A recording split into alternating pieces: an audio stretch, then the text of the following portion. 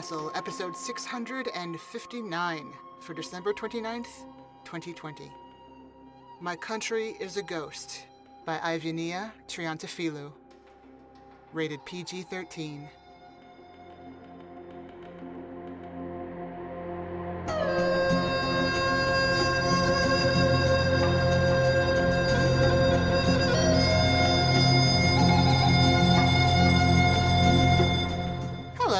Welcome to PodCastle. I'm your host, Setsu Uzume.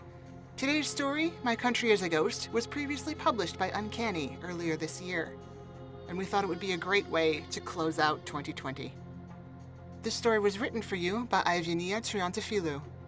Ivinia Triantafilou is a Greek author and artist with a flair for dark things. She currently lives in Athens with a boy and a dog. She is a graduate of Clarion West Writers' Workshop, and her short fiction has appeared in Uncanny, Apex, Strange Horizons, and other venues. Find her on Twitter at Foxes and Roses, or on her website, which will be linked in the show notes. The narrator for this story is Alethea Contis. New York Times best-selling author Alethea Contis is a princess, storm chaser, and Saturday songwriter. Author of over 20 books and 40 short stories, Alethea is the recipient of the Jane Yolen Midlist Author Grant, the Scribe Award, the Garden State Teen Book Award, and two-time winner of the Gillette Burgess Children's Book Award. She has been twice nominated for both the Andre Norton Nebula and the Dragon Award. She was an active contributor to the Fireside Sessions, a benefit EP created by Snow Patrol and her fellow Saturday songwriters during Lockdown 2020. Alethea also narrates stories for multiple award-winning online magazines and contributes regular YA book reviews to NPR. Born in Vermont, she currently resides on the Space Coast of Florida with her teddy bear, Charlie. Find out more about Princess Alethea and her wonderful world at aletheacontis.com. And now, follow me into your new city and enjoy the story. My Country is a Ghost. Written by Ivinia Triantafilou. Narrated by Alethea Contis. When Niovi tried to smuggle her mother's ghost into the new country, she found herself being passed from one security officer to another, detailing her mother's place and date of death over and over again. "Are you carrying a ghost with you, ma'am?" asked the woman in the security vest. Her name tag read, Stella. Her lips were pressed in a tight line as she pointed at the ghost during the screening, tucked inside a necklace. She took away Niovi's necklace and left only her phone. "If she didn't die here, I'm afraid she cannot follow you," the woman said. Her voice was even, a sign she had done this many times before. Niovi resented the woman at that moment. She still had a ghost waiting for her to come home, comforting her when she felt sad, giving advice when needed. But she was still taking Niovi's ghost away. Stella paused. She gave Niovi a moment to think, to decide. She could turn around and go back to her home, taking the necklace with her. Back to her unemployment benefits and a future she could no longer bring herself to imagine. Or she could move down the long stretch of aisles, past the dimming lights and into the night, alone, her mother's ghost left behind. Where do ghosts return to in times like this? Niovi would be a new person in a new country, wiped clean of her past. Foreign ghosts were considered unnecessary. The only things they had to offer were stories and memories. Niovi had prepared herself for this, and yet she had hoped she wouldn't have to leave her mother behind. She gave the necklace to the impassive woman and let herself drift down the aisle, as if a forceful gust of air ushered her away. Her mother's ghost waved goodbye behind the detector, and Niovi's thought was of the Saturday of Souls. It was a prayer, an invocation as she put more and more distance between her and the security woman, her and the necklace. Without her mother's ghost, she would start to forget soon. But this she had to remember. She needed to hang on to something now that her mother had been pried from her hands. The Saturday of Souls. When the ghost finally disappeared, Niovi's legs felt like lead. Her arms felt like lead. Everything felt like lead, and she could barely move. "Welcome!" Niovi heard the driver say as she boarded the airport shuttle. The first thing Niovi faced when she stepped out of the shuttle was the cold. It was only October. Snow would start at the end of November. But even now the cold was so utter, so complete, it seemed like a wall, an extra line of defense between herself and these people who had too many ghosts, and her who had none. A final warning that foreign ghosts were a nuisance, a waste of space. "Don't worry," she whispered to the frost. "You are too late." She started her new life in a small apartment in a badly lit part of a street that led to a cul-de-sac. In the mornings, as she waited for the days to pass so she could start her new job, she would walk around the city, counting ghosts. Every time she went out, the people of the city would notice her, look at her, and scrutinize her. No, not her, the absence of her ghost. She was an oddity among people cloaked in spirits that followed their every step. Some of them looked at her with concern, and others with outright curiosity. There were others without ghosts, of course. They were usually huddled together in small groups, shielding themselves against the unwelcome stares, or perhaps against their own loss. Niovi couldn't bring herself to even glance at them. Instead, she gravitated towards the other ones, the ones who still had ghosts. Despite their looks of curiosity, and sometimes pity, most of them didn't even notice their presence. The ghost's affections were natural, ordinary. Niovi found this nonchalance fascinating. Then there were the untethered ghosts, the ones conjured by the collective memory of the people. They did not belong to anyone in particular. They belonged to everyone. Niovi liked to think they belonged to her too, especially here. There was the ghost of the old general. He stood right next to his own statue, along with the ghost of his horse, and offered a spectacle for the little kids. A stubborn man, as Niovi found out. He had been trotting the same square for 200 years. He had died in a battle that few remembered. He stood there with his medals of honor, speaking in an antiquated manner that nobody understood, and riding his ghost horse, saluting the tourists. Niovi liked the general. He was old, really old, and came from a time when ghosts could move around, following their loved ones without borders tearing one from the other. Niovi thought of the necklace she tried to bring her mother in. They had sent it to her a few days later. Cold, empty. She kept it anyway. It was her mother's, after all. She sat on a bench, a bag of chips in her lap, and let her mind wander back home, to her empty house, her mother's house. Did her mother's ghost stay there, or had she moved on? Maybe she had followed someone else in the family, like she did when she was alive and Niovi ignored her calls. Became their ghost. The edges of her mother's face were already beginning to blur in her mind. They became fuzzy. She looked at her mother's pictures on her phone, but they were lifeless and flat. They did little to bring her mother's image back. So she sat at the square, looking at the children scream in a language she was still learning, and heard them laugh and laugh. Niovi's first job was at a Greek restaurant next to the southern harbor. She wanted to cook. In fact, she needed it. Not just so she could justify her staying in the country. Cooking was what her mother had done best when she was alive. And when they were still together in Athens, daughter and ghost, cooking could help her not forget the things she desperately needed to hold on to.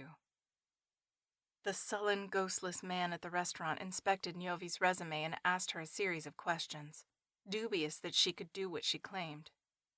He told her that many people claimed to do things they couldn't just to get a job here, But Niovi wasn't sure that was true at all.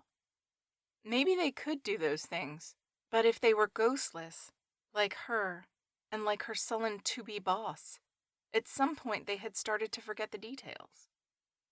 Niovi tried to drown a small voice whispering that she might be next. "All right," the man said in the end. "You'll start with the dishes, and you'll move up to prep." Her heart dropped at that, but it was a door, or perhaps a half-open window, to the job she wanted, so she agreed to work the morning shifts. Niovi conjured her mother's image stirring a pot of stewed okra, the ghost of her mother's aunt whispering something to her as she cooked. She conjured the smell of spices, and the tomato, and the sweat gathering on her mother's brow, like this could bring the ghost back, or at least help her keep those precious details. She found herself in that scene, too. At the table, her young self looked down at her plate and scrunched her face in disgust. Her father nodded in a conspiratorial way from the other side of the table, much to his own ghost's disapproval. He made up a chore to excuse her from the table. Her grandmother, her father's ghost, shook her head, but said nothing. Niovi slid from her chair and ran outside, because back then, she hated okra. How stupid. In the end, she was not sure this helped at all. Instead, what she found when her break was over and she was back in her post was a whiff of similar scents drifting from the restaurant's kitchen, wrapped in a blanket of hot air. It wasn't okra they were cooking, but the spices, the slow murmuring of pots, the noises, were all achingly intimate. She couldn't help but leave the water running and follow the scent to the kitchen. She expected familiar scents here, but not that familiar. There was a man hunched over bigger and smaller pots, his moves calculated in a quiet choreography as he assembled the dishes. Locks of ashen blonde hair peered from under his head wrap. Niovi knew that the staff was mostly made up by non-Greeks, but still, this man's ghost caught her off guard. Not because he had a ghost to begin with. Almost all the waiters she had met had one. This was their country, after all. But this ghost was everything he wasn't, and everything familiar to her. It was the ghost of an old woman, older than her mother was when she died. Her hair was dark with gray streaks, curly and unruly, and her face at odds with the cook's. She hovered over him, and when his hands twitched or when his breath quickened, she would rest a hand on his shoulder, and he would calm down again, his moves becoming more precise and deliberate. When he would finish assembling a dish, the ghost would smile and nod. His back was turned away from the ghost, but Niovi knew he felt her approval. "Niovi!" Her boss's voice came from the back. And just like that, the man looked up, and so did the ghost that reminded her so much of her mother, and the Saturday of Souls snapped back in her mind like a wound that had just reopened. Before the man, who had a smile that took up half his face, had a chance to utter a word, she realized she had been standing there for far too long. So she gave him a faint nod and left to finish her shift, turning her head on him a little too fast, desperate to hide her tears. Niovi asked about him the very next day. She talked to Matilda, who always spoke slowly enough for her to understand, but her attention drifted as soon as Niovi had a hard time finishing a sentence. Or perhaps without a ghost, Matilda had nowhere to rest her eyes on. Perhaps this absence made her uneasy. The cook's name was Remy, and he was born here, though his maternal grandparents came from Greece some 50 years ago. They died here too, never having a chance to really retire.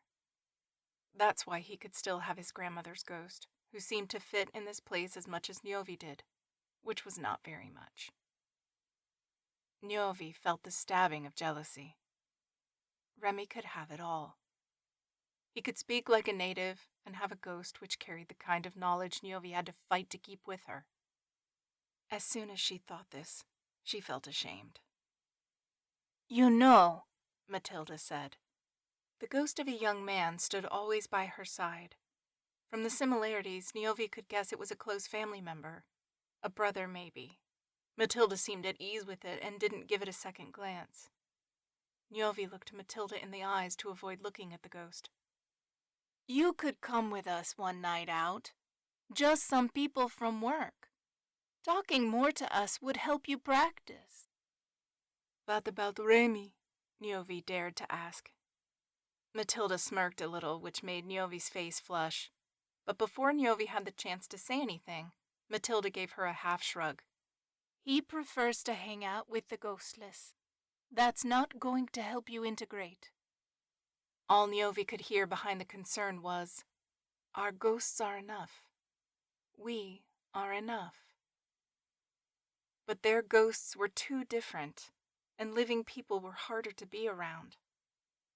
She had spent so much time with her mother's ghost, her quiet sighs and her calm stare engulfing her every move, that when she was asked to join her co-workers after a shift, she would always decline. "Too tired," she said, because she did not want to say, "too sad." In this city, like any other, Niovi would find ghosts everywhere.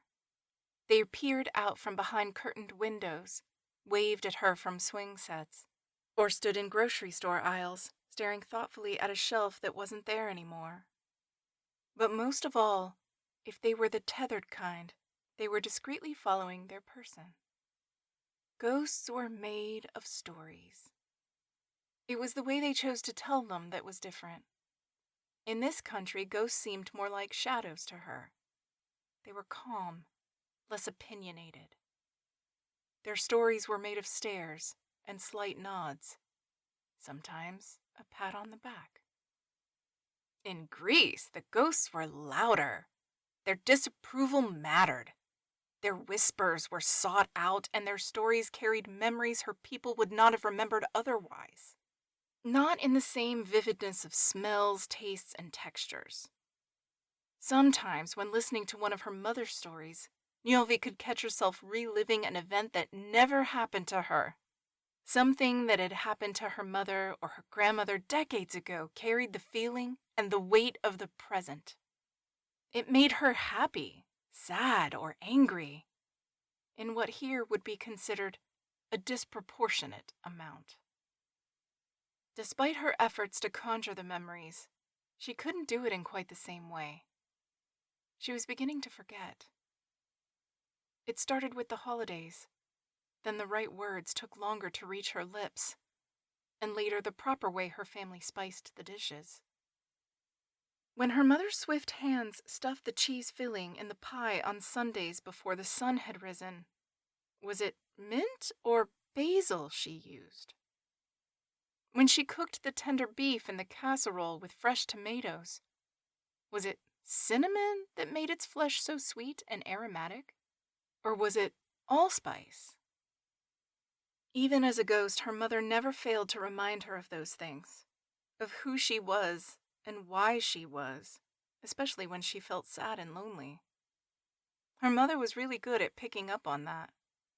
Without her mother or her ghost around, she was losing parts of herself she did not know how to get back. None of the ghosts she met here spoke her tongue or at all. She knew there must have been people like her who died in this country. As much as this thought made her stomach churn, she knew this might happen to her in the future. But up until now, she thought they had chosen to return home rather than stay here, follow their roots back to where they came from, and haunt a relative, or simply move on. But then she saw Remy's grandmother, and nothing was quite the same after that. It was a strange day at work. Her ever-surly boss told her that she would be moving up to preparations next week. Her stomach twisted into a bundle of fear and nerves. "You've made it." Remy patted her on the back, smiling. His ghost ever so slightly touched the boundaries of her perception, made her recoil. She whispered a thank you and swallowed. The world was closing in around her. Niovi's new place would be next to Remy in the kitchen. Seeing him, seeing his grandmother's ghost too, for as long as she worked here. Asking for another shift would be too soon. Quitting would be unthinkable. She had nowhere to go. She started drifting in and out of a past she could barely piece together. The Saturday of Souls was just around the corner, and she had spent the previous nights talking with relatives on the phone, trying desperately to recreate her memories vicariously, longing for that connection to her mother again. What ingredients did her mother use for the offering of Koliva? What were the words she would say in her prayers? Niovi tried to invoke the particulars that made her mother's ritual unique. Not the ones she could ask other people about, the ones she could read about, but the ones she could once taste and hear in her mother's distinctive voice. A one-person culture among her people's collective one. She could not. Yet her family offered to help. There are 9 ingredients in Koliva. How could you forget? When will you visit us? Light a candle for her soul. Is there a church to take the offering? Where will you go? Where would she go? Where did the ghostless people go? The ones she met on the street always looked lost to her, directionless, the way they squeezed against each other. But maybe it was just what she felt, a projection of her own aimlessness. She finally gave in. It wasn't so much the pressure of her coworkers that did the trick as much as Remy and his ghost. It hurt to linger in the kitchen when Remy was working. When they had to exchange to talk during their shift, which was not very often, she felt the stare of the woman following. So one day after her shift, she let herself be carried away by the people with the ghosts that did not hurt her, whose stares she could not read as easily. The ghosts who could teach her a few things about this place to replace the ones she had forgotten. She let the crowd of 5 talk over her, through her, as if she were one of their ghosts. Once in a while, she would offer a half-formed sentence, or she would ask a question that seemed too fundamental to them, but completely vital for her understanding of their discussions. They spoke too fast for her to follow anyway. After a while, she gave up. Or maybe they did. She got up to leave, more lost than ever, as if she were the anchor, the reason all this was happening. She wasn't. The others cut the conversation short and paid the bill in haste. They all walked, half-drunken and languid, down the stone-paved street. The pubs arranged on either side were luring the people inside, away from the biting wind, but the street musicians had other plans. The restaurant where Niovi worked was right around the corner, on one of the busiest streets. It was Matilda who told her then about the ghost of a street musician, a couple blocks down. She was untethered, like the general, and only appeared on Sunday nights at the same place she performed when she was still alive, strumming her ghost guitar.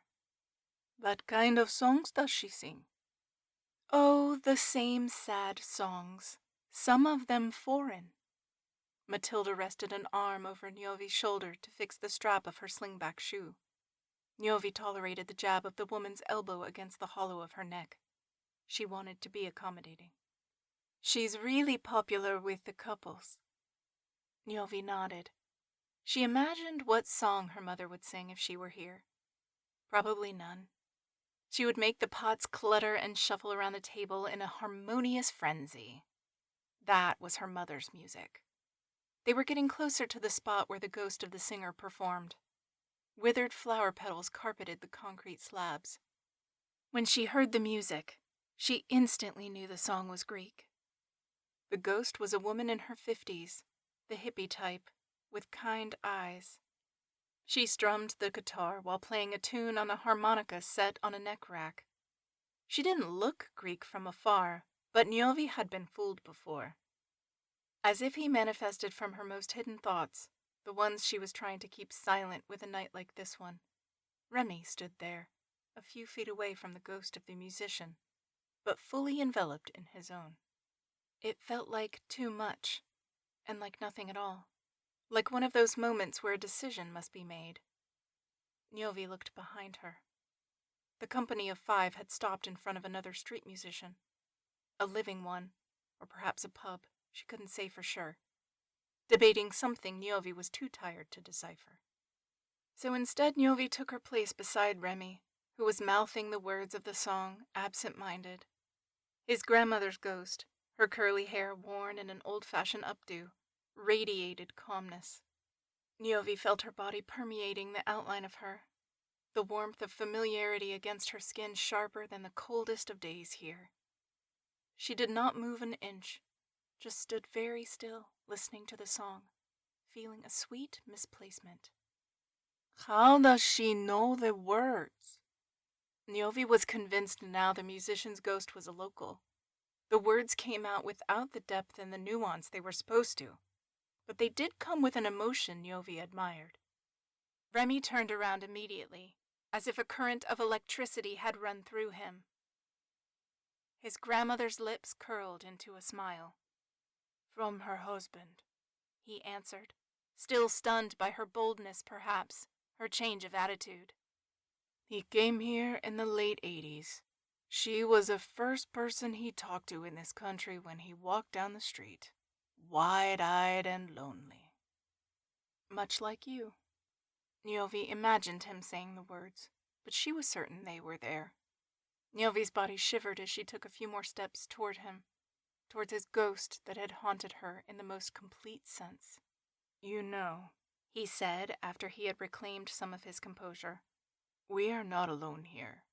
There are parts of us everywhere you look. We have a past here, too. You have a past, she did not say to him. He must have known he was different already.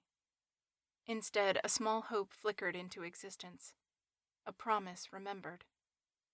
Do you celebrate the Saturday of Souls here, then? He smiled a faint smile. In his eyes there was openness, and she was ready to listen. He showed her a small engraved handkerchief. This was how he carried his grandmother. Something loosened inside of her. He had no other family, no siblings, unlike her, and no parents. The ghost was of his grandmother, who had raised him since he was 10. When she died, she stayed with him. I came back home from the funeral, he said, and there she was, standing over her handkerchief, waiting for me. He took a small sip from his coffee, his voice unsteady like his hand. The ghost's eyes were compassionate as she stroked her grandson's head. She is the only connection I have with the past. My past. He smiled. His smile had a bitter tint. Niovi understood more than he let on. She blinked back tears. For him, for her, for envying him all this time, for not reaching out to him earlier. If her longing for her mother was a string, that string had somehow grown into a rope within days, hours. Ever since Remy had told her he would help her see her ghost again. There was a reason ghostless people huddled together, to share memories and stories and pool their resources. There were even untethered ghosts formed by the memories of big enough families. There was a way to bring her mother's ghost into this country, if even for a little while. You cannot do this alone, he said, but you can do it. There was a promise in his words, and for the first time since she came here, she believed it. On Saturday, she met Remy. He took her to a place in the city she had never been before, but she had not been to most places anyway. They walked around, shoulder bumping against shoulder. His grandmother's ghost followed them timidly. In those streets, almost no one looked at her, at the emptiness above and around her, with sorrow or alarm.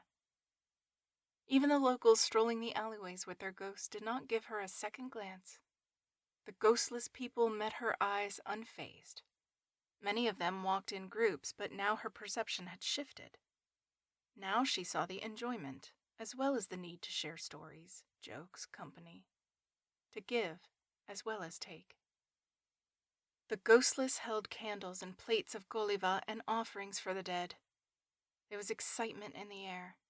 It was a celebration. "This is how ghosts are conjured here," Remy told her. "It doesn't have to be sad." No, it didn't. She was daunted and restless about this newfound freedom. The ease of knowing that the person she came from, because people came from people more than they came from places, could be revisited like a place could. Back in Greece, she had never had to think of lineage before. She had taken her mother's ghost for granted, and she realized now that this was a privilege. If her longing for her mother was a rope, that rope had branched out to Remy, to his grandmother's ghost, to the ghostless people around her. Niovi let the rope guide her.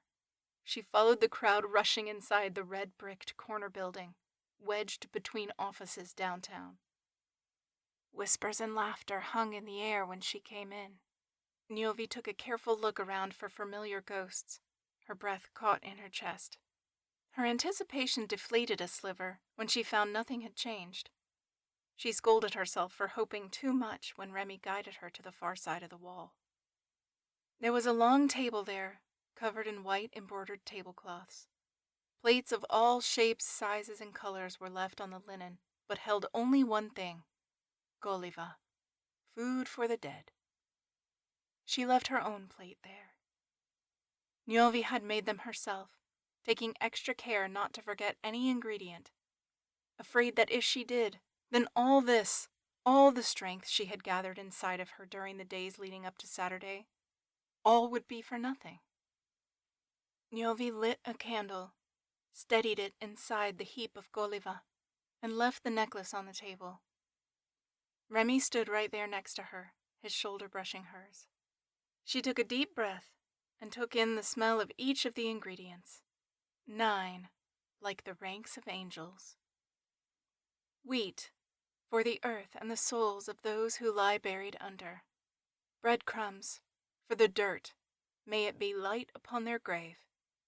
White, candied almonds, for the blanched bones of the dead. Pomegranate seeds, for Persephone and Hades, but also the promise of heaven. Cinnamon, for all the smells and tastes of this world. Parsley, for the green, green grass of the resting place.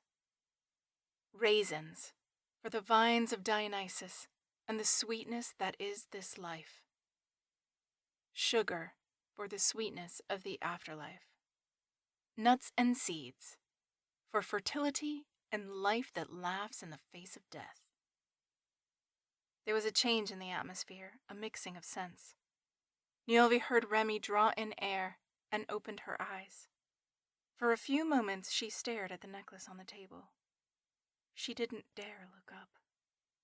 When she did look up, her mother's ghost was not as she remembered. The ghost was made of memories that all lit up at once like a beacon inside her. Her voice was a mixture of spices and familiar tastes. It all descended on her, draping her like a veil. She saw her mother's eyes for the briefest of moments, and then what there was of her mother's ghost scattered all around her and soaked this new country, so she could finally call it her own.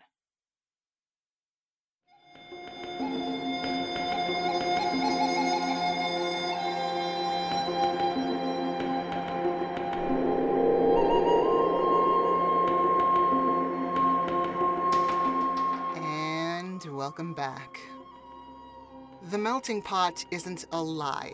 It's a half-truth. It's the dominant culture, the kind of whiteness that only wants whiteness, rummaging through thrift store bins and picking up discards.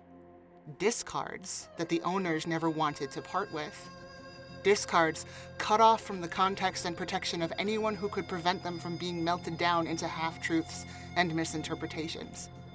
The melting pot could be less destructive as a concept if it operated with respect or consent.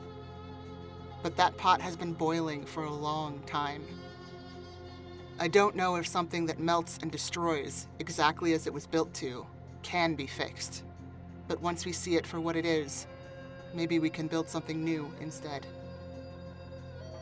This is our last show of the year, and as such, I'd like to thank each of you for joining us, for passing the stories around, and for writing and sending them yourself.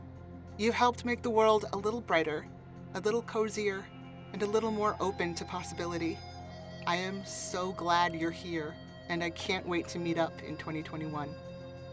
Thank you and happy holidays from all of us here at PodCastle, including our audio engineer Peter Baravesh, our forum moderator Aussie Cat, your co-editors Jen Albert and Sheree Clark, along with all of our fantastic first readers, Tierney Bailey, Sophia Barker, Matt Dovey, Aidan Doyle, Amelia Harrington, Kai Hudson, Craig Jackson, Julian Jarboe, Shomari Kirkwood, Devin Martin, Julia Patt, Hamilton Perez, Shrikrupa Krishna Prasad, Zeev Witties, Eleanor Wood, and Caitlin Zavanovich. PodCastle is part of Escape Artists Incorporated and is distributed under the Creative Commons Attribution Non-Commercial No Derivatives 4.0 International License. Feel free to share it, but don't sell it or change it. Our theme music is by Shiva in Exile. If you liked what you heard on this episode, head over to patreon.com/EAPodcasts and subscribe. We'll be back next year with more stories. See you then.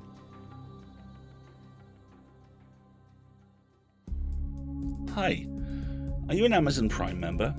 Do you have 5 minutes? Then you could support us with $5 a month for free. Head to escapeartists.net/Twitch for a walkthrough.